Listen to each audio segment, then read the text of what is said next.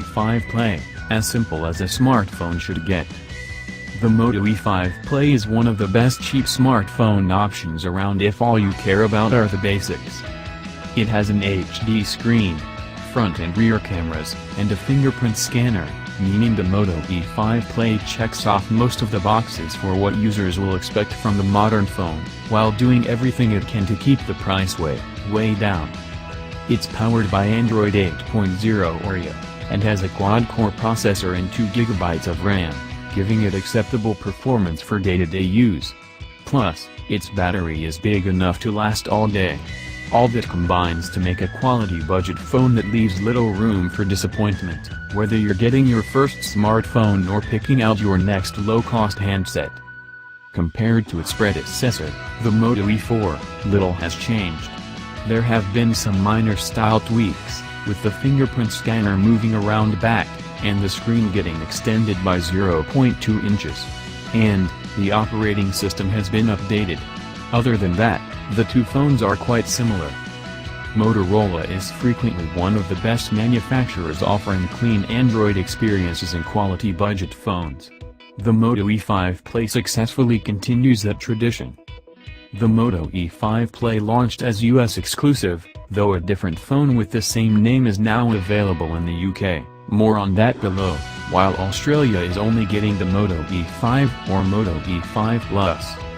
In the US, it's sold direct from mobile carriers, with Verizon, Cricket, Comcast's Xfinity, and Boost Mobile offering it for prices from $69 to $119.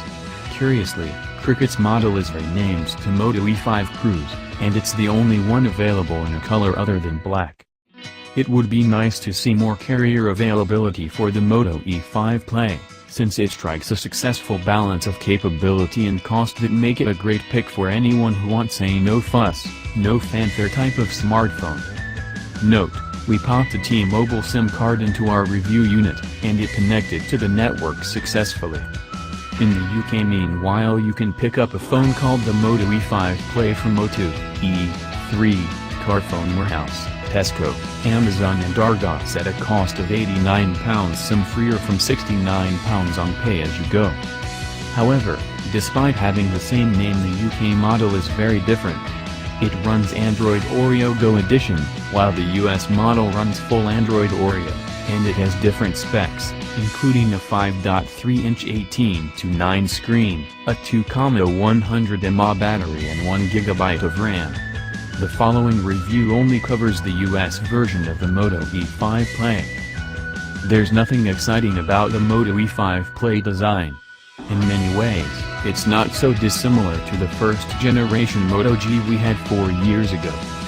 The front of the phone is all glass with a thin protective plastic clip around the perimeter. The 5.2-inch screen only covers about 2/3 of the front, meaning there's a large bezel above and below it. The front-facing camera and flash are above the screen, situated on each side of the earpiece that also serves as the only speaker. The back is covered by a single, textured plastic piece that pops off for access to the removable battery, the SIM slot, and the microSD slot for expandable storage. There's a raised circle centered on the rear of the phone that houses the rear camera and flash, akin to the camera bumps found on most recent Moto phones but plastic in this case.